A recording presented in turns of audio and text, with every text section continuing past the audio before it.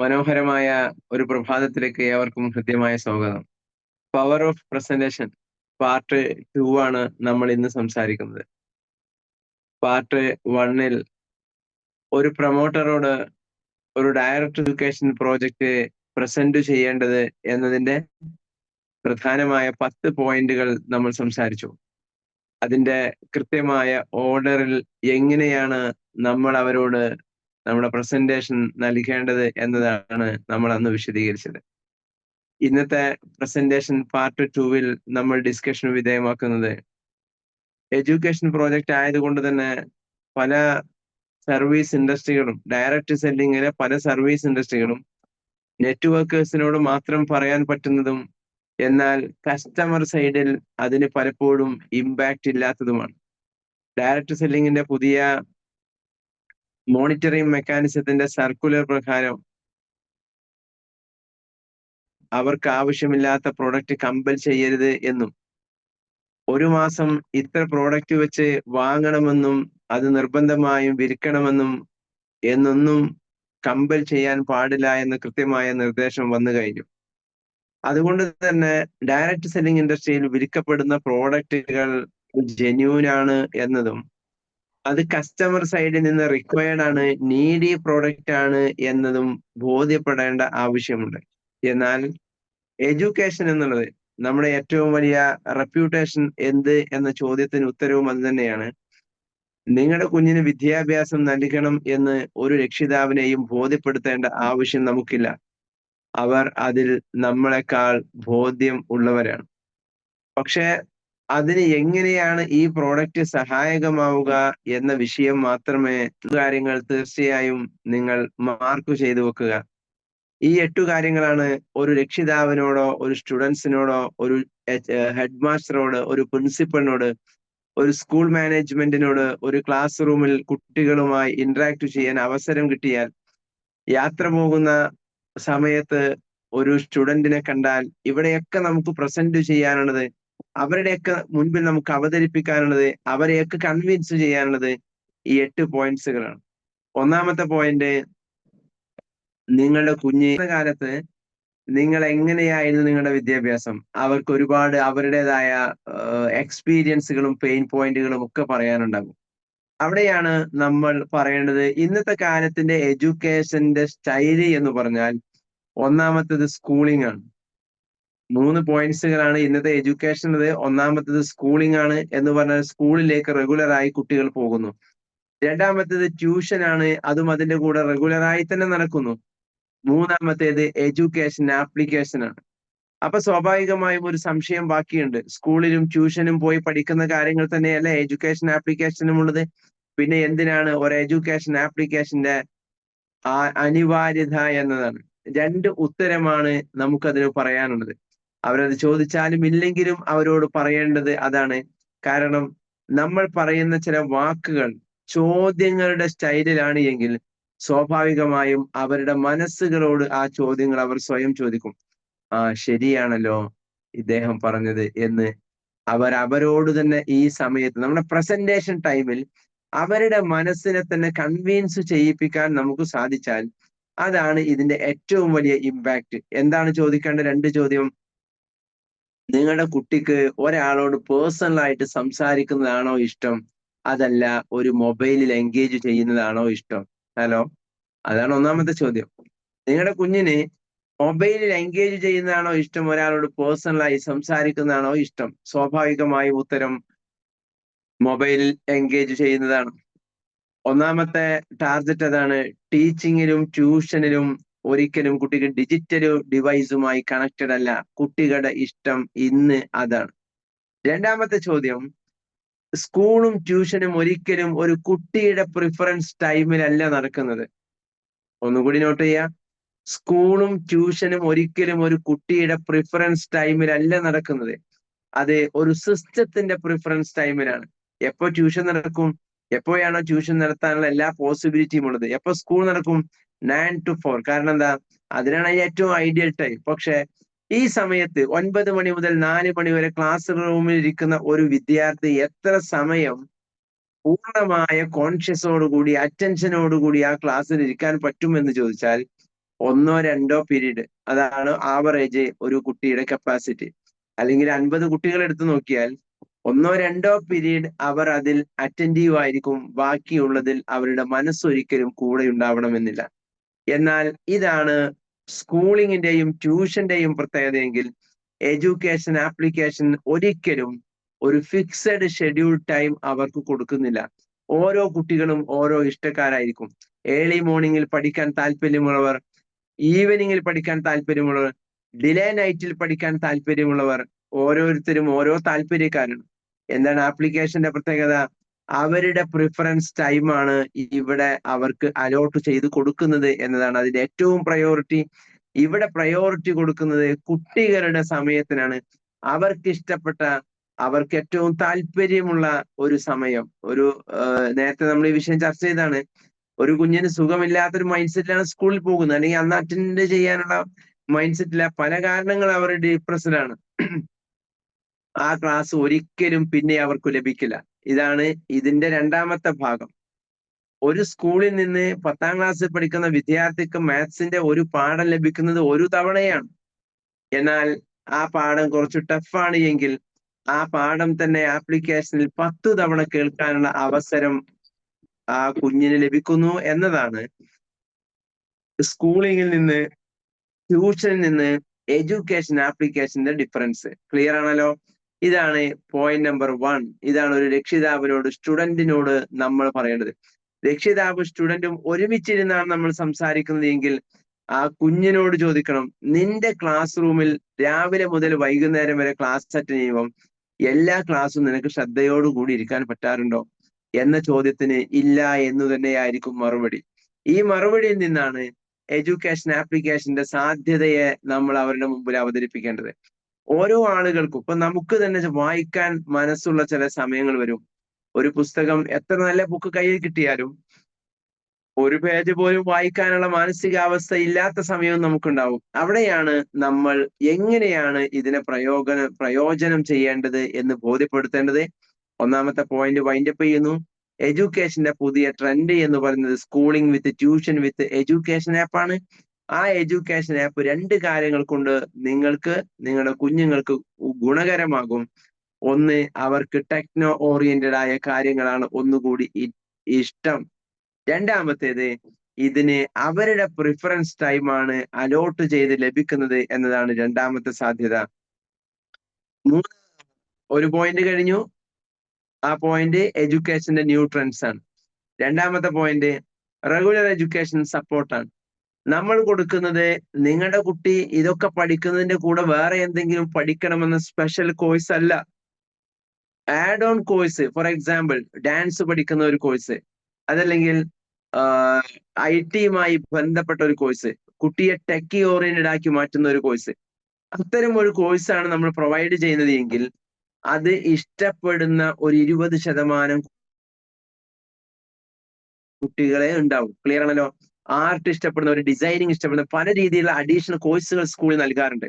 ഇങ്ങനെ അഡീഷണൽ കോഴ്സാണ് നമ്മൾ പ്രൊവൈഡ് ചെയ്യുന്നത് എങ്കിൽ അതിന്റെ ഇൻട്രസ്റ്റിംഗ് പെർസെൻറ്റേജ് എന്ന് പറഞ്ഞാൽ 20 ആയിരിക്കും മാക്സിമം ഉണ്ടായിരിക്കുക. കാരണം എല്ലാവരും എല്ലാത്തിനെയും ഇഷ്ടപ്പെടുന്നില്ല. ഇവിടെയുള്ള പ്രത്യേകത, നമ്മൾ കൊടുക്കുന്ന കോഴ്സുകൾ ഒരിക്കലും ആഡ് ഓൺ കോഴ്സുകളല്ല, ഇത് മാൻഡേറ്ററി കോഴ്സുകളാണ്. ഇത് സിലബസ് ആണ് നമ്മൾ പഠിപ്പിക്കുന്നത്. അതുകൊണ്ട് തന്നെ നിങ്ങളുടെ കുഞ്ഞിന് ഈ വിഷയം ഇഷ്ടമാണെങ്കിലും അല്ലെങ്കിലും ശരി, അതവരുടെ പാഷനേറ്റ് സബ്ജക്റ്റ് ആണെങ്കിലും ശരി അല്ലെങ്കിലും ശരി, അവർക്ക് ഇത് നേടിയെടുക്കുക എന്നുള്ളത്, ഇതിന് മാർക്ക് സ്കോർ ചെയ്യുക എന്നുള്ളത് ആവശ്യമുള്ള കാര്യമാണ്. ഫോർ എക്സാമ്പിൾ, +1 സയൻസിന് സയൻസ് പഠിക്കണം, മെഡിക്കൽ പഠിക്കണം. പക്ഷെ അത്തരം കുട്ടികൾക്ക് പലപ്പോഴും, മെഡിക്കൽ പഠിക്കാൻ താല്പര്യമുള്ള കുട്ടികൾക്ക് പലപ്പോഴും ബോട്ടണി ആൻഡ് അനാട്ടമി പാഷനേറ്റ് ആയിരിക്കും. പക്ഷെ അവർക്ക് കെമിസ്ട്രി ഒരിക്കലും ഇഷ്ടമായിക്കൊള്ളണമെന്ന് യാതൊരു നിർബന്ധവുമില്ല. പക്ഷെ എന്തു ചെയ്യാനൊക്കും, ആ കെമിസ്ട്രിയിലും അവർക്ക് നല്ല മാർക്ക് സ്കോർ ചെയ്തേ മതിയാകും. അവർക്ക് എന്തു ചെയ്യണം? ആ ക്ലാസ്സിൽ നിന്ന് 1 ടൈം മാത്രം കേൾക്കുന്ന ക്ലാസ്, അതൊരിക്കലും ആ കുട്ടികളെ സംബന്ധിച്ച് അത് അപ്രോച്ചബിൾ ആയിരിക്കില്ല, അവർക്കത് ക്യാച്ച് ആവില്ല. അവർക്ക് ചെയ്യാനുള്ള സൊല്യൂഷൻ എന്താ? അവർക്ക് വീണ്ടും വീണ്ടും അതേ പാഠഭാഗം കാണാനുള്ള അവസരം. കെമിസ്ട്രിയിൽ ഏറ്റവും ടഫായ 3 പാഠങ്ങൾ നിരന്തരമായി കാണുവാനുള്ള അവസരം ഒരു ആപ്ലിക്കേഷൻ അവർക്ക് അനുവദിച്ചു നൽകുന്നു. എത്ര സമയം, എത്ര റിപ്പീറ്റേഷൻ, നോ ക്രൈറ്റീരിയ, എത്രയും തവണ അവർക്കത് കാണാം. അത് ആരുടേതാ? ഏറ്റവും നല്ല എക്സ്പേർട്ട് ഫാക്കൽറ്റിയുടെ. ഇതാണ് രണ്ടാമത്തെ ഭാഗം. റെഗുലർ എഡ്യൂക്കേഷൻ സപ്പോർട്ടാണ് നമ്മൾ പ്രൊവൈഡ് ചെയ്യുന്നത്, ഒരിക്കലും ഒരു ആഡ് ഓൺ കോഴ്സ് അല്ല. അതുകൊണ്ട് 100% സ്റ്റുഡൻസ് നമ്മുടെ ടാർഗറ്റ് കസ്റ്റമേഴ്സ് ആണ്. നേരത്തെ ഞാൻ പറഞ്ഞു, ഏതെങ്കിലും ഒരു മേഖലയിലുള്ള കോഴ്സാണ് നമ്മൾ പ്രൊവൈഡ് ചെയ്യുന്നത് എങ്കിൽ ആ കോഴ്സ്, ഇപ്പൊ പല സ്ഥാപനങ്ങളും സ്കൂൾ എഡ്യൂക്കേഷന്റെ കൂടെ തന്നെ സ്പെഷ്യൽ IT കോഴ്സ് നടത്തുന്നുണ്ട്, വെബ് ഡിസൈനിങ് നടത്തുന്നുണ്ട്, ആപ്ലിക്കേഷൻ ഡെവലപ്മെന്റ് കോഴ്സുകൾ നടത്തുന്നുണ്ട്, സോഫ്റ്റ്വെയർ ഡെവലപ്മെന്റ് കോഴ്സുകൾ സ്കൂളിലെ വിദ്യാർത്ഥികൾ. പക്ഷെ എന്തേ അതിന്റെ പ്രത്യേകത? അതിനോട് ഇഷ്ടമുള്ള ഒരു 8-10% അതിനകത്ത് കടന്നു വരും. കാരണം അവര് മാത്രമേ അതിൽ ഇൻട്രസ്റ്റഡ് ആയിട്ട് കുട്ടികൾ ഉണ്ടാവുകയുള്ളൂ. ഇവിടെ ഒരു കുട്ടി ഈ സബ്ജക്റ്റിൽ ഇൻട്രസ്റ്റഡ് ആണോ അല്ലയോ എന്നുള്ളത് മാനദണ്ഡമല്ല. കാരണം അവർക്ക് നെക്സ്റ്റ് പൊസിഷനിലേക്ക്, നെക്സ്റ്റ് ഇയറിലേക്ക് അപ്രൂവൽ കിട്ടാൻ അവർ പാസ്സായി ക്രൈറ്റീരിയ കടന്ന് അടുത്ത കടമ്പ കടക്കണമെങ്കിൽ അവർക്ക് ഇതിലെ മുഴുവൻ സബ്ജക്റ്റിലും നല്ല മെറിറ്റ് വേണം എന്നുള്ളതാണ് ഒരു രക്ഷിതാവിന്റെ മുൻപിൽ നമുക്ക് ഭംഗിയായി അവതരിപ്പിക്കാൻ പറ്റുന്ന രണ്ടാമത്തെ പോയിന്റ്. ഒന്നാമത്തേത് എഡ്യൂക്കേഷന്റെ പുതിയ trend, schooling, tuition plus edu app. ആ എജു ആപ്പിന്റെ റിക്വയർമെന്റ് 2 കാര്യങ്ങൾ. ഒന്ന് ടെക്കി ഓറിയന്റഡ്, രണ്ടാമത്തേത് അവരുടെ പ്രിഫറബിൾ ടൈം. രണ്ടാമത്തെ കാര്യം regular education support. Regular education ആണ് നമ്മൾ കൊടുക്കുന്നത് എന്നതുകൊണ്ട് തന്നെ ഏതൊരു കുട്ടിക്കും എല്ലാ സബ്ജക്റ്റും അനിവാര്യമായതാണ്. ഇത് അവരുടെ പാഷനേറ്റ് മേഖല സെലക്ട് ചെയ്യാനുള്ള ഓപ്ഷൻ അല്ല. അവർക്ക് ഇഷ്ടമാണെങ്കിലും അല്ലെങ്കിലും 10ാം ക്ലാസ്സിലെ 10 പേപ്പറും ആ കുട്ടി അപ്പിയർ ചെയ്തേ മതിയാകും. അതാണ് നമുക്ക് ഇതിനെ പ്രൊമോട്ട് ചെയ്യാനുള്ള രണ്ടാമത്തെ ഓപ്ഷൻ. ഇതെല്ലാ വിഭാഗം ആളുകൾക്കും ആവശ്യമുള്ളതാണ്. മൂന്നാമത്തേത് നമ്മൾ പ്രൊവൈഡ് ചെയ്യുന്നത് ഡിജിറ്റൽ എഡ്യൂക്കേഷൻ ആണ്. ഇത് വെച്ച് രക്ഷിതാവിന് നമുക്കൊരു ഇമോഷണൽ അറ്റാച്ച്മെന്റ് കൊടുക്കാൻ പറ്റും. നമ്മൾ പഠിച്ചിരുന്ന കാലത്തായിരുന്നു ടെക്സ്റ്റ് ബുക്ക് ഓറിയന്റഡ്. ഇന്ന് കുട്ടികൾ സ്കൂളിലേക്ക് ബുക്ക് കൊണ്ടുപോകാൻ തന്നെ താല്പര്യമില്ലാത്തവരാണ് എന്ന് പറയുമ്പോൾ ആ കുട്ടിയും രക്ഷിതാവും അത് വസ്തുതയാണ് എന്ന് ബോധ്യപ്പെടും. നിങ്ങളുടെ മക്കളെ നോക്കൂ, അവർ ചെറിയ ബാഗാ കൊണ്ടുപോകുന്നത്. സ്കൂളിലേക്ക് ആവശ്യമുള്ള എല്ലാ ബുക്കും ടെക്സ്റ്റും ഉപയോഗിക്കാൻ പറ്റുന്ന ബാഗ് പർച്ചേസ് ചെയ്യാൻ പോലും അവർ തയ്യാറല്ല. കാരണം എന്താ? എല്ലാ ബുക്കും ഒന്നും കൊണ്ടുപോകേണ്ട ആവശ്യമില്ല. എന്തിനാ ബുക്ക് എന്തിനു കൊണ്ടുപോകണം? അതൊക്കെ അവിടെ സ്ക്രീനിൽ കാണിക്കുന്നുണ്ടല്ലോ എന്ന മൈൻഡ് സെറ്റിലേക്ക് മക്കൾ മാറുന്നു. ഇതാണ് മൂന്നാമത്തെ ഓപ്ഷൻ. ഡിജിറ്റൽ എഡ്യൂക്കേഷൻ ആണ്. Digital platform through. ഡിജിറ്റൽ എഡ്യൂക്കേഷന് 2 ഫേസ് ഉണ്ട്. ഒന്ന് ഡിജിറ്റൽ ഓറിയന്റഡ് ആയ കണ്ടന്റുകൾ, ഡിജിറ്റൽ മാർക്കറ്റിങ്ങിനെ കുറിച്ച് പഠിക്കുന്ന ഡിജിറ്റൽ എഡ്യൂക്കേഷൻ ആണ്. എന്നാൽ ഇത് അതല്ല, നമ്മുടെ പ്ലാറ്റ്ഫോം ഡിജിറ്റലൈസ്ഡ് ആണ്. അതുകൊണ്ട് ഡിജിറ്റലായ ഒരു പ്ലാറ്റ്ഫോമിൽ എല്ലാ തരത്തിലുള്ള ഡിജിറ്റൽ വെർച്വൽ റിയാലിറ്റി നമുക്ക് കൊണ്ടുവരാൻ പറ്റും. ഒന്നുകൂടി, നേരത്തെ നമ്മൾ പറഞ്ഞിരുന്നത് ഓൺലൈൻ ആണോ ഓഫ്ലൈൻ ആണോ എന്നാണ് ചോദിച്ചിരുന്നത്, ഓർമ്മയുണ്ടാവും. ഓൺലൈൻ ആണോ ഓഫ്ലൈൻ ആണോ? ഇന്ന് ഓൺലൈൻ തന്നെ ഒരു ഓഫ്ലൈൻ ഫീലിംഗ് ആണ്. അതാണ് വെർച്വൽ റിയാലിറ്റി. ഇത് ഉള്ളത് വെർച്വൽ വേൾഡിലാണ്, പക്ഷെ അത് റിയാലിറ്റി ആയിട്ട് അനുഭവിക്കാൻ കഴിയുന്നു. ഞാൻ ഇവിടെ ലൈവിലുള്ള സുധീർ സാറും സൈനുദ്ദീൻ സാറും തുളസീധരൻ സാറും 3 പേരും എന്റെ കൂടെ ഒരു ഹാളിനകത്ത് ഒരുമിച്ചിരുന്ന് അവരോട് പേഴ്സണലി ഞാൻ കമ്മ്യൂണിക്കേറ്റ് ചെയ്യുന്നത് പോലെ എനിക്ക് ഫീൽ ചെയ്യുന്നു. കാരണം എന്താ? നമ്മളൊരു വെർച്വലിന്റെ റിയാലിറ്റി ലോകത്താണ് നമ്മളുള്ളത്. ആ വെർച്വൽ റിയാലിറ്റി എക്സ്പീരിയൻസ് ചെയ്യാൻ ഒരു അധ്യാപകൻ 1-to-1 ടീച്ചിങ്, നമ്മൾ സാധാരണ ഇപ്പൊ പരസ്യം കാണാറുണ്ട്, ഒരു കുട്ടിക്ക് ഒരു ടീച്ചർ ആണല്ലോ. ഈ ഒരു കുട്ടിക്ക് ഒരു ടീച്ചർ ഫീലിംഗിൽ തന്നെയാണ് നമുക്കിത് കാണുന്നത്. എന്റെ അധ്യാപകൻ എന്റെ മൊബൈലിൽ എന്റെ ആപ്പ് തുറന്നാൽ എന്നോട് മാത്രം സംസാരിക്കുന്നു, എനിക്കു മാത്രമായി ക്ലാസ് എടുക്കുന്നു. ഒരു ക്ലാസ്സിലോ 40 വിദ്യാർത്ഥികൾ, 60 വിദ്യാർത്ഥികൾ. അവർ 40 മിനിറ്റ് ക്ലാസ് എടുക്കുമ്പോൾ 1 മിനിറ്റ് എന്നെ നോക്കിയേക്കാം, ചിലപ്പോൾ നോക്കാതിരിക്കാം. ഇതോ 40 മിനിറ്റ്, 10 മിനിറ്റിന്റെ വീഡിയോ, 10 മിനിറ്റും അധ്യാപകൻ എന്നോട് മാത്രം സംസാരിക്കുന്നു. അവിടെ ഒരു പേഴ്സണൽ അറ്റൻഷൻ ഉണ്ട്. ഡിജിറ്റൽ എഡ്യൂക്കേഷനിൽ ആ പേഴ്സണലൈസ്ഡ് കംഫർട്ട് ഒരു കുഞ്ഞിന് അനുവദിച്ചു കൊടുക്കുന്നു എന്നതാണ് മൂന്നാമത്. അവിടെ രക്ഷിതാവിനെ ആണെങ്കിൽ ബോധ്യപ്പെടുത്തേണ്ടത്, പഠിക്കുന്ന വിദ്യാർത്ഥികൾക്ക്, പഠനത്തിൽ അടുത്ത തലത്തിലേക്ക് എത്തണമെന്ന് ആഗ്രഹിക്കുന്ന വിദ്യാർത്ഥികൾക്ക് രക്ഷിതാക്കളൊക്കെ ഏതെങ്കിലും അഡീഷണൽ എഡ്യൂക്കേഷൻ പ്ലാറ്റ്ഫോം പർച്ചേസ് ചെയ്ത് കൊടുക്കുന്നുണ്ട്. നിങ്ങളുടെ മക്കൾക്ക് നിങ്ങൾക്ക് കൊടുക്കാവുന്ന ഏറ്റവും നല്ല ഗിഫ്റ്റ് അവർക്ക് നല്ല ഒരു എഡ്യൂക്കേഷൻ ആപ്ലിക്കേഷൻ സപ്പോർട്ട് കൊടുക്കലാണ്. ക്ലിയർ? എന്ന് പറയുമ്പോൾ സ്വാഭാവികമായും അവിടെ ഒരു ഇമോഷണലി ഒരു കണക്ഷൻ ഉണ്ട്. ആ ഇമോഷണൽ കണക്ഷൻ ലോക്ക് ചെയ്യാൻ നമുക്ക് കഴിയണം. നാലാമത്തെ കാര്യം, ഇതൊക്കെ കേൾക്കുമ്പോൾ അയാളുടെ മുൻപിൽ ഒരു എക്സൈറ്റ്മെന്റ് ഉണ്ടാവും, ഒരു ക്യൂരിയോസിറ്റി ഉണ്ടാവും. എന്താണ് ഇപ്പൊ ഇതിലുള്ള സംഭവം? ആരാണ് ഇത് ക്ലാസ് എടുക്കുന്നത്? എങ്ങനെയാണ് ഇതിന്റെ സ്റ്റൈല്? എങ്ങനെയാണ് ഈ ക്ലാസിന്റെ മോഡ്? എങ്ങനെയാണ് ആ വീഡിയോയുടെ ആനിമേഷൻ സ്റ്റൈല്? എങ്ങനെയാണ് ആ ആപ്ലിക്കേഷനുള്ള ഡീറ്റെയിൽസ്? ഇതൊക്കെ അറിയാനുള്ള ഒരു എക്സൈറ്റ്മെന്റ് നമ്മൾ ആദ്യം ക്രിയേറ്റ് ചെയ്ത് കൊടുക്കണം. അതിനു മുൻപ് ഒരിക്കലും നേരിട്ട് ആപ്പ് കാണിച്ച് ക്ലാസ് കാണിച്ചു കൊടുക്കരുത്.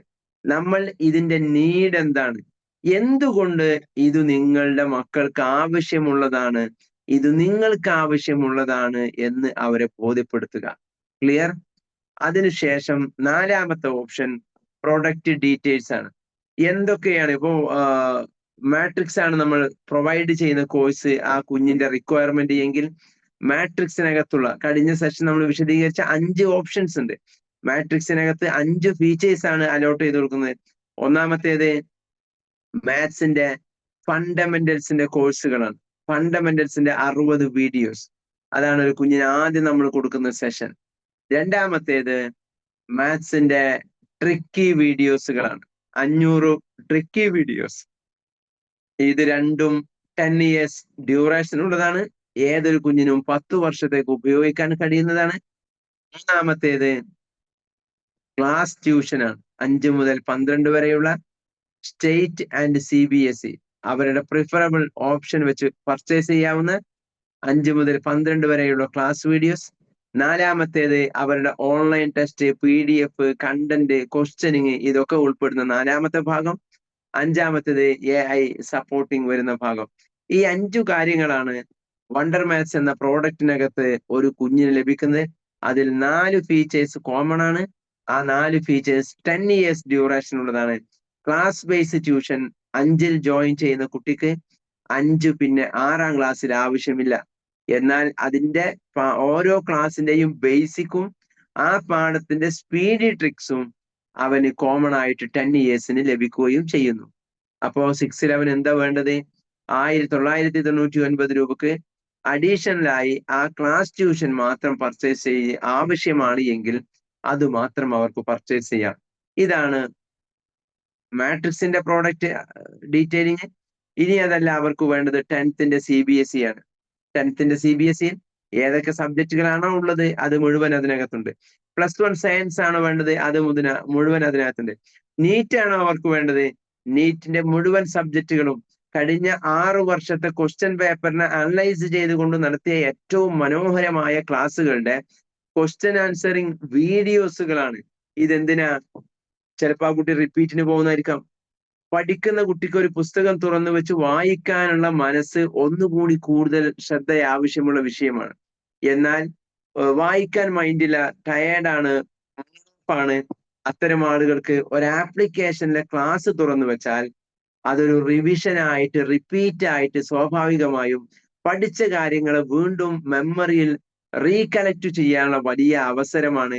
നീറ്റിന് ചിലപ്പോൾ ഉള്ള 1 മാർക്കായിരിക്കും ആ കുഞ്ഞിനെ സംബന്ധിച്ചിടത്തോളം അവന്റെ വലിയ ഒരു ക്രൈറ്റീരിയ. എൻ്റെ ഒരു പ്രിയപ്പെട്ട സുഹൃത്ത് ഈ വർഷം അവരുടെ മകള് എൻട്രൻസ് നീറ്റിന്റെ എക്സാം എഴുതി 2 മാർക്കിനാണ്. അവര് പ്രതീക്ഷിച്ചു നോക്കി, BDS കേരളത്തിൽ കിട്ടി. അവരുടെ ടാർഗറ്റ് MBBS ആയിരുന്നു.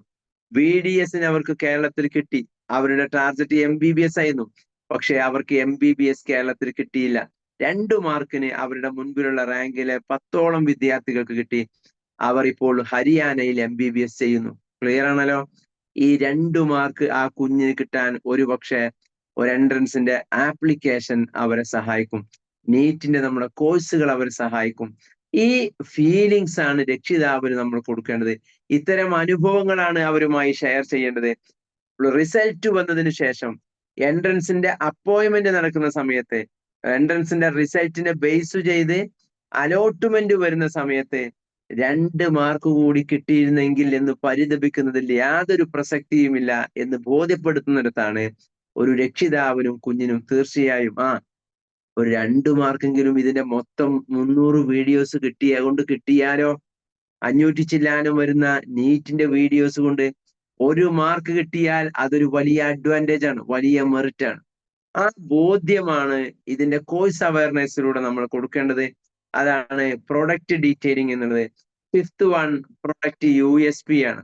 ആ ക്ലാസ് കാണിച്ചു കൊടുക്കുന്നതിലൂടെ അവരുടെ മനസ്സിൽ നമ്മളോട് ചോദിക്കാത്തൊരു ചോദ്യമുണ്ട്: ആരാണ് ഇയാൾ? ഹലോ, ആരാണ് ഈ വ്യക്തി? ആരാണ് ഈ ക്ലാസ് എടുക്കുന്ന വ്യക്തി? ഇത് സാധാരണ എൻട്രൻസ് കോച്ചിങ് ഓൺലൈൻ ആപ്ലിക്കേഷൻ ടീമുകളെ പോലെ എഞ്ചിനീയറിംഗ് കഴിഞ്ഞതോ ഏതെങ്കിലും കോളേജുകൾ പാരലൽ ട്യൂഷൻ സർവീസുകൾ വർക്ക് ചെയ്യുന്നതോ ആയ ആളുകളെ വെച്ചെടുക്കുന്ന റെക്കോർഡ് ട്യൂഷൻ അല്ല, മറിച്ച് നമ്മുടെ നീറ്റിന്റെയും ജെയുടെയും ക്ലാസ് എടുക്കുന്ന മുഴുവൻ ഫാക്കൽറ്റികളും നിലവിൽ കേരള ഗവൺമെന്റിന്റെ അണ്ടറിൽ വർക്ക് ചെയ്യുന്ന റെപ്യൂട്ടഡ് ആയ കേരളത്തിലെ ഏറ്റവും നമ്പർ 1 ഇൻസ്റ്റിറ്റ്യൂട്ടിന്റെ പേര് ഞാൻ പറയുന്നില്ല, എൻട്രൻസ് കോച്ചിങ്ങിന്റെ അറിയപ്പെട്ട ഇൻസ്റ്റിറ്റ്യൂട്ടുകളിലെ ഫാക്കൽറ്റികളുമാണ്. അതാണ് നമ്മുടെ നീറ്റ് ആൻഡ് ജെഇ അല്ലെങ്കിൽ സയൻസിന്റെ എൻട്രൻസ് കോച്ചിങ് കോഴ്സുകളുടെ പ്രത്യേകത. 10th CBSE ക്ലാസ്സുകളുടെ പ്രത്യേകത. അതോ CBSE സ്കൂളിലെ ഏറ്റവും റെപ്യൂട്ടഡ് സ്കൂളിലെ ടീച്ചേഴ്സാണ് പ്രോഗ്രാം ചെയ്യുന്നത്. അതിലേറെ മനോഹരം മാട്രിക്സിന്റെ കോഴ്സ് ചെയ്യുന്നത് മാത്സിലെ ഏറ്റവും നല്ല പുലി. ഈ വരുന്ന 18-ാം തീയതിയാണ് മാത്സിന്റെ SLCയുടെ എക്സാം നടക്കുന്നത്. 17-ാം തീയതി സലീം സാറിന്റെ ഒരു പ്രോഗ്രാം ഉണ്ട് കോട്ടക്കൽ വെച്ച്. ഏകദേശം 1000 വിദ്യാർത്ഥികൾ പങ്കെടുക്കുന്ന വലിയ ഇവന്റാ. ഒറ്റ ഡിമാൻഡ് അദ്ദേഹം പറഞ്ഞത്, ആ പ്രോഗ്രാമിന് അറ്റൻഡ് ചെയ്യുന്ന കുട്ടിക്ക് ഫുൾ A+ സെക്യൂർ കൊടുക്കുന്നു എന്നാണ്. ഫുൾ A+ സെക്യൂർ കൊടുക്കുന്നു. ആ വിദ്യാർത്ഥികൾക്ക് വേണ്ടിയുള്ള ഒരു ഓൺലൈൻ സെഷൻ ഷെഡ്യൂൾ ചെയ്യുന്നുണ്ട്. നമുക്ക് മാക്സിമം ആളുകളിലേക്ക് അത് എന്ത് ചെയ്യാവുന്നതാണ്, പ്രൊമോട്ട് ചെയ്യാവുന്നതാണ്. ഇതാണ് ആ ഒരു വ്യക്തിയുടെ റെപ്യൂട്ടേഷൻ. അത്ര വലിയ റെപ്യൂട്ടേഷൻ ഉള്ള ഒരു ഫാക്കൽറ്റിയാണ് മാത്സ് നമ്മുടെ പ്ലാറ്റ്ഫോമിൽ കൈകാര്യം ചെയ്യുന്നത്. ഈ വരുന്ന ഈ ആഴ്ചയിൽ USS കഴിഞ്ഞ വിദ്യാർത്ഥികൾക്ക് വേണ്ടിയുള്ള സ്പെഷ്യൽ പ്രോഗ്രാം മാത്സിന്റെ 3000-ഓളം വിദ്യാർത്ഥികൾ പങ്കെടുക്കുന്ന ഇവന്റ് നടക്കുന്നു. അതോടൊപ്പം തന്നെ കഴിഞ്ഞ 5 വർഷങ്ങളായി അദ്ദേഹം മാത്സിന്റെ എക്സാമിന്റെ തലേ ദിവസം ഒരു ക്വസ്റ്റ്യൻ പേപ്പർ ഔട്ട് ചെയ്യുന്നുണ്ട്. ഈ വർഷവും ആ ക്വസ്റ്റ്യൻ പേപ്പർ വരുന്നു. അത് 17-ാം തീയതി വരും. ഒരു ക്വസ്റ്റ്യൻ പേപ്പർ ഔട്ട് ചെയ്യുന്നു. കഴിഞ്ഞ 5 വർഷവും അദ്ദേഹം ഔട്ട് ചെയ്ത ക്വസ്റ്റ്യൻ പേപ്പറിൽ നിന്ന് അറൌണ്ട് 80 മാർക്കിനുള്ള ചോദ്യം ആ ക്വസ്റ്റ്യൻ പേപ്പറിനകത്തുണ്ട്. ക്ലിയർ ആണല്ലോ? അതാണ് മാട്രിക്സ് എന്ന പ്രോഡക്റ്റിന്റെ ഓതറുടെ റെപ്യൂട്ടേഷൻ എന്ന് പറയുന്നത്. അതാണ് നമ്മുടെ 5-ാമത്തെ പ്രസന്റേഷൻ പോയിന്റ്. നമ്മുടെ പ്രോഡക്റ്റിന്റെ USP എന്നുള്ളത് ഈ രംഗത്തെ നമ്പർ 1 എക്സ്പേർട്ടുകളാണ് നമ്മുടെ പ്രോഡക്റ്റുകൾ, അതിന്റെ ഷൂട്ട് ക്ലാസ് എടുക്കുന്ന ഫാക്കൽറ്റി. 6-ാമത്തെ വിഷയം ഇതുവരെ സംസാരിച്ചത് ഓക്കെ ഇതെനിക്ക് പർച്ചേസ് ചെയ്യണം, ഇതെന്റെ കുഞ്ഞിന് പർച്ചേസ് ചെയ്യണം എന്ന ഫീലിങ്സ് കൊടുക്കലായിരുന്നു നമ്മുടെ ചുമതലയെങ്കിൽ 6-ാമത്തെ പ്രത്യേകത നമ്മൾ അവരുടെ മുമ്പിൽ അവതരിപ്പിക്കേണ്ടത് ഇതൊരു ആഡ് ഓൺ ഇൻകത്തിനുള്ള ഓപ്ഷൻ. ഇതൊരു ആഡ് ഓൺ ഇൻകത്തിനുള്ള ഓപ്ഷൻ. നിങ്ങൾക്ക് ഇതല്ലാത്ത ഒരുപാട് പ്രൊഡക്റ്റുകൾ പർച്ചേസ് ചെയ്യാം. ഒരുപാട് ട്യൂഷൻ ആപ്ലിക്കേഷൻ ഉണ്ട്. പക്ഷെ ആ ആപ്ലിക്കേഷൻ നിങ്ങളിൽ നിന്ന് പണം വാങ്ങുന്നു എന്നതല്ലാതെ നിങ്ങൾക്ക് മറ്റൊന്നും പ്രൊവൈഡ് ചെയ്യുന്നില്ല. ക്ലിയർ ആണല്ലോ? ആ ആപ്ലിക്കേഷൻ നിങ്ങൾ 10,000, 12,000, 20,000, 45,000 ഒക്കെ മാർക്കറ്റ് പ്രൈസ് ആണ്. ആ പ്രൈസിന് അത് വാങ്ങിയാൽ ആ പ്രൈസ് നിങ്ങൾ അങ്ങോട്ട് കൊടുക്കുക എന്നല്ലാതെ അതൊരിക്കലും ആ കൊടുത്ത പണം തിരിച്ചു കിട്ടാനുള്ള ഒരു ഓപ്ഷൻ നിങ്ങൾക്ക് നൽകുന്നില്ല. ക്ലിയർ? ആ പണം തിരിച്ചു കിട്ടാനോ അതിനേക്കാൾ ഇൻകം ക്രിയേറ്റ് ചെയ്യാനോ അവസരം നൽകുന്നില്ല. ഞങ്ങളുടെ ആപ്ലിക്കേഷന്റെ പ്രത്യേകത, നിങ്ങളുടെ കുട്ടി ഇത് വാങ്ങി പർച്ചേസ് ചെയ്തു, അത് മറ്റൊരാൾക്ക് സെല്ല് ചെയ്യാൻ നിങ്ങൾ തയ്യാറാണ് എങ്കിൽ അവിടെ നിങ്ങൾക്ക് രക്ഷിതാവിനോട് പറയേണ്ടതാണ്, അവിടെ നിങ്ങൾക്ക് അഡീഷണൽ ആയി ഇൻകം ലഭിക്കാനുള്ള വലിയ ഒരു ഓപ്പർച്യൂണിറ്റി ഇതിനകത്തുണ്ട്. ക്ലിയർ? അതാണ് 6-ാമത്തെ പോയിന്റ്. 7-ാമത്തെ പോയിന്റ്, സ്റ്റുഡൻസിനോടും ഇതിനെ പ്രൊമോട്ട് ചെയ്യാൻ, നെറ്റ്വർക്കർ ആവാൻ, ഡയറക്റ്റ് സെല്ലർ ആവാൻ താല്പര്യമില്ലാത്ത രക്ഷിതാക്കളോട് നമ്മൾ പറയേണ്ടതാണ്, നിങ്ങളുടെ നൈബേഴ്സിൽ, നിങ്ങളുടെ റിലേറ്റീവ്സിൽ, നിങ്ങളുടെ ക്ലാസ്സിലുള്ള കുട്ടികൾക്ക് നിങ്ങൾ ഇത് റെഫർ ചെയ്താൽ നിങ്ങൾക്ക് 500 രൂപ ഇൻസെന്റീവ് കിട്ടും. ഹലോ, നിങ്ങളുടെ ക്ലാസ്സിലുള്ള, നിങ്ങൾ പർച്ചേസ് ചെയ്ത് ഞാനിത് ഉപയോഗിക്കുന്നുണ്ട്, നല്ല കോഴ്സാണ്, നല്ല പ്രൊഡക്റ്റ് ആണ് എന്ന് നിങ്ങൾ പറഞ്ഞാൽ നിങ്ങൾക്ക് ഇതിന്റെ കൂടെ 500 രൂപ ഇൻസെന്റീവ് കിട്ടാനുള്ള വലിയ ഓപ്ഷൻ കമ്പനി അനുവദിക്കുന്നു എന്നതാണ് 7-ാമതായി നമ്മൾ ഇവരോട് പറയേണ്ട പോയിന്റ്സ്. അവസാനത്തെ പോയിന്റ്, 8-ാമത്തെ പോയിന്റും ഏറ്റവും പ്രധാനമായ ഒരു കാര്യവും, ഇതൊക്കെ കേൾക്കുമ്പോൾ ഇനി നമ്മൾ അവതരിപ്പിക്കേണ്ടത് ഇതിന്റെ പ്രൈസിങ് ആണ്. ആദ്യം അവർക്ക് ഇതിന്റെ നീഡ് ബോധ്യപ്പെട്ടു, പിന്നെ അവർക്ക് ഇതിന്റെ വർത്ത് ബോധ്യപ്പെട്ടു, അതിന്റെ റെപ്യൂട്ടേഷൻ ബോധ്യപ്പെട്ടു, അതിന്റെ ആവശ്യകത ബോധ്യപ്പെട്ടു. അങ്ങനെ ബോധ്യപ്പെട്ട സമയത്താണ് നമ്മൾ ആ കോഴ്സിന്റെ ഡീറ്റെയിലിംഗ് കൊടുക്കുന്നത്. അതും കഴിഞ്ഞ് ഇതിൽ നിന്നൊരു ഇൻകം ജനറേറ്റ് ചെയ്യാനുള്ള ഓപ്ഷൻ അവസരം പറഞ്ഞു, റഫറലിലൂടെ 500 കിട്ടാനുള്ള അവസരം പറഞ്ഞു. അപ്പൊ സ്വാഭാവികമായും അവരുടെ മനസ്സിൽ ചോദ്യം ബാക്കിയുണ്ടാവും, ഇത് കിട്ടാൻ നമ്മൾ എന്തു ചെയ്യണം, ഇത് പർച്ചേസ് ചെയ്യാൻ നമ്മൾ എത്ര പണം കൊടുക്കണം? ആ ചോദ്യത്തിനുള്ള ഉത്തരമാണ് എട്ടാമത്തേത്. ഇതിന്റെ വില വരുന്നത് 10,000 rupees ആണ്. പക്ഷേ കമ്പനിയുടെ പ്രൊമോഷന്റെ ഭാഗമായി 50% ഓഫിലാണ് നമ്മൾ ഇത് സെല്ല് ചെയ്യുന്നത്. ക്ലിയർ ആണല്ലോ? 50%. ഒരിക്കലും 5,000 ആണ് ഇതിന്റെ പ്രൈസ് എന്ന് പറയുന്നത്. 10,000 എന്ന് പറഞ്ഞ് ഒരു ഫീലിംഗ് അവർക്ക് കയറ്റണം. ഓ 10,000 എന്ന് പറഞ്ഞിട്ട് ഒറ്റയടിക്ക് അതിന്റെ പ്രൈസ് ആണ് കുറക്കുന്നു. പക്ഷെ ഇപ്പൊ 50% ഓഫിൽ 5,000 രൂപക്ക് കിട്ടുന്നു.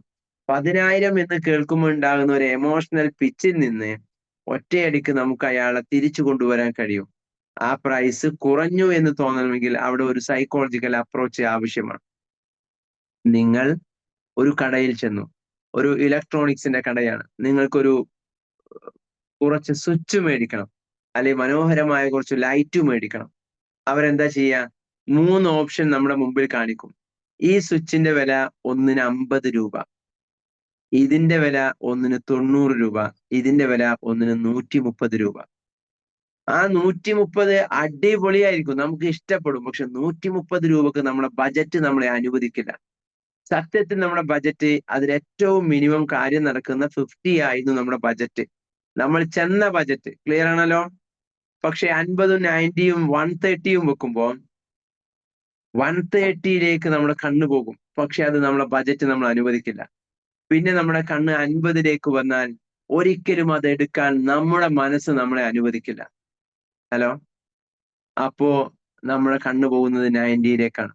നമ്മളെ കൊണ്ടത് പർച്ചേസ് ചെയ്യിപ്പിക്കാനാണ് അവർ 130യുടേത് നമ്മുടെ മുമ്പിൽ വെച്ചു തന്നത്. അല്ല, നമ്മൾ 130 പർച്ചേസ് ചെയ്യാനായിരുന്നില്ല. ക്ലിയർ ആണല്ലോ? നമ്മുടെ മുമ്പിൽ ആ 130 വെച്ചത് നമ്മൾ 130 പർച്ചേസ് ചെയ്യാനല്ല, നമ്മൾ 50യിൽ നിന്ന് 90യിലേക്ക് എത്താനായിരുന്നു. ആ 90യിലേക്ക് എത്താനാണ് എങ്കിൽ പിന്നെ എന്തിനാ 130 വെച്ചത്? അവിടെ ഞാൻ ഏറ്റവും ടോപ്പ് എൻഡ് അല്ല വാങ്ങിയത്, ഒരു ആവറേജ് മിഡിലാണ് ഞാൻ വാങ്ങിയത് എന്ന് നമ്മളെ ബോധ്യപ്പെടുത്താനാണ് അവിടെ ഈ 3 ഷോയിങ് നമ്മുടെ മുമ്പിൽ അവിടെ കാണിച്ചത്. ക്ലിയർ ആണല്ലോ സുധീർ സാർ? അതാണ് നമ്മുടെ മുമ്പിലുള്ള അവസരം. നമ്മൾ 10,000 ആണ് ഇതിന്റെ പ്രൈസ്, പക്ഷെ ഇപ്പോ കമ്പനി ഇതിന്റെ പ്രൊമോഷന്റെ ഭാഗമായി 50% ഓഫറിൽ ഇത് നൽകുന്നു. ഇതൊരു ബെസ്റ്റ് ഓപ്പർച്യൂണിറ്റിയാണ്. ഇങ്ങനെയാണ് നമ്മൾ അവരെ കൺവിൻസ് ചെയ്യിപ്പിക്കേണ്ടത്. കൺക്ലൂഡ് ചെയ്യേണ്ട വേർഡിങ്സ് ഇതാണ്: നിങ്ങളുടെ മുമ്പിൽ പല പ്രയോറിറ്റികളും ഉണ്ടാകും. ഹലോ? നിങ്ങളുടെ മുൻപിൽ പല പ്രയോറിറ്റികളും ഉണ്ടാകും. 5,000 പ്ലസ് GST അറൗണ്ട് 6,000 രൂപ. ഇപ്പോ എനിക്ക് വേറെ ചില ആവശ്യങ്ങളുണ്ട്. ഓക്കെ, ഇത് വേണം, നല്ലതാണ്, നിങ്ങൾ പറഞ്ഞതൊക്കെ കേട്ടു, കറക്റ്റ് ആണ്, ശരിയാണ്. ഇപ്പൊ അതിനുള്ള പണമില്ല, വേറെ ചില ആവശ്യങ്ങളുണ്ട്, ഞാൻ എന്ത് ചെയ്യാം? അത് പർച്ചേസ് ചെയ്യാം, സമയം കുറച്ച് കഴിയട്ടെ. യെസ്, അവിടെയാണ് നമ്മൾ പ്രയോറിറ്റിയിൽ ലോക്ക് ചെയ്യേണ്ടത്. ആ പ്രയോറിറ്റിയിലെ ലോക്ക് എന്താ? സീസൺ അവസാനിച്ച് ഇയർ എൻഡ് ആകുമ്പോൾ നിങ്ങൾ കുട്ടികൾക്ക് ഇത് പർച്ചേസ് ചെയ്ത് കൊടുത്താൽ, പർച്ചേസ് ചെയ്ത് കൊടുത്തു എന്നതല്ലാതെ അവർക്ക് ഇതിനെ റിസൾട്ടിൽ കൊണ്ടുവരാൻ കഴിയില്ല. ഹലോ?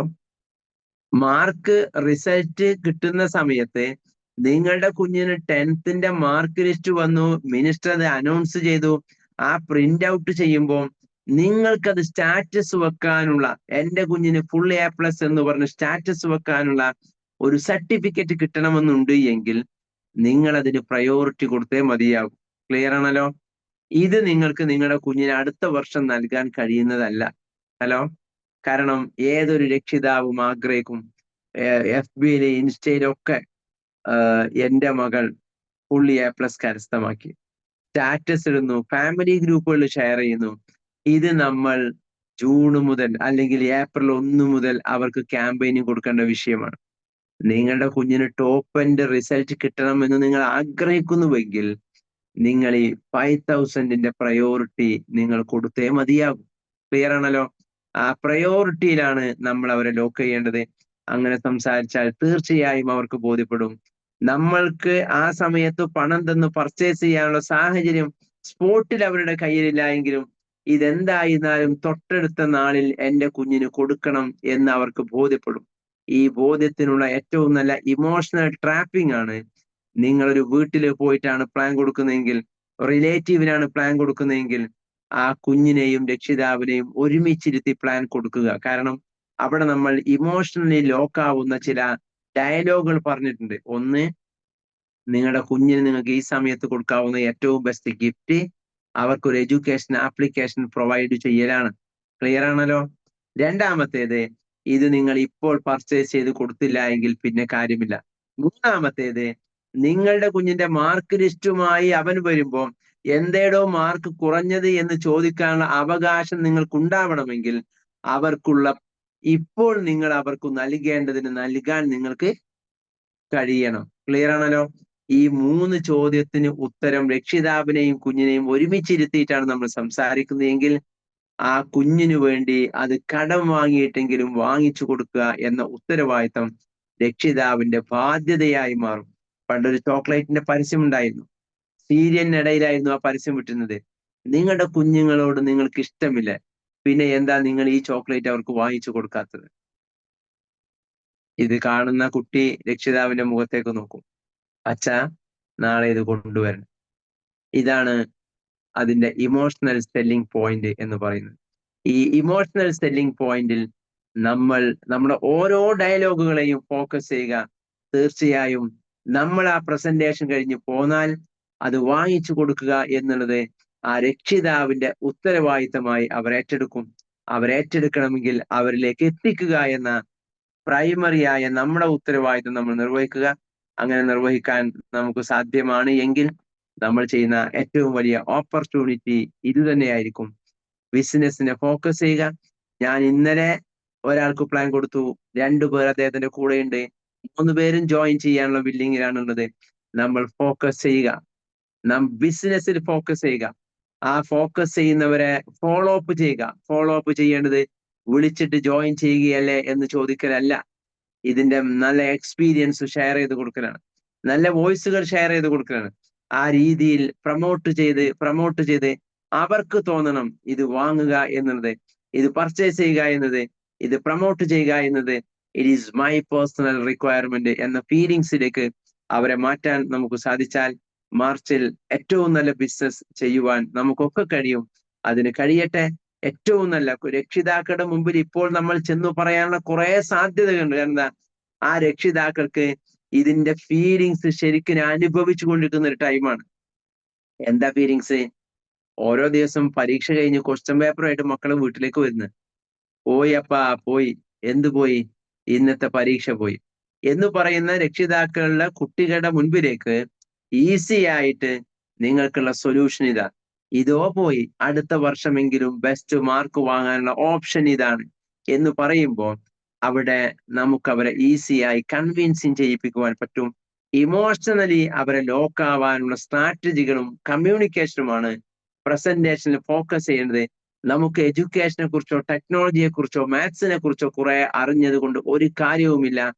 അവരുടെ പെയിനിനെ അഡ്രസ് ചെയ്ത്, അവരുടെ ഇമോഷൻസിനെ ലോക്ക് ചെയ്ത്, അവരുടെ പ്രസ്റ്റീജിയസിനെ ഹൈപ്പ് ചെയ്ത് കാണിച്ചു കൊടുത്തിട്ടാണ് നമ്മൾ പ്രസന്റേഷൻ നടത്തേണ്ടത്. അതല്ലാതെ കൂടുതൽ നമ്മൾ അവരോട് സംവദിക്കുക എന്നല്ല, കൂടുതൽ വാചാലമാവുക എന്നല്ല, ഇമോഷണലി ലോക്കാക്കലാണ് actually sales closing. Okay, thank you, all the best.